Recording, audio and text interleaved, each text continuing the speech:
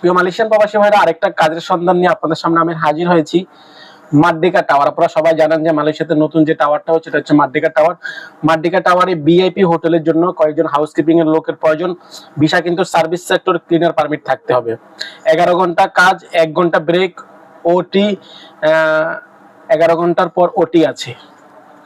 বেতন হচ্ছে 2080 টাকা, মানে পার ডে হচ্ছে 80 টাকা। পাবলিক হলিডে কাজ আছে এবং মালয়েশিয়ার নিয়ম অনুযায়ী বেতন ডাবল দেওয়া হবে। মানে পাবলিক হলিডে আপনি কাজ করলে আপনাকে আপনার বেতন ডাবল দেওয়া হবে। বেতন প্রতি মাসের 15 তারিখে। প্রতি বছর ভিসা লাগানোর জন্য কিন্তু 2450 RM কোম্পানি আপনাকে সহযোগিতা করবে এবং হোস্টেল ফ্রি, খাবার ফ্রি।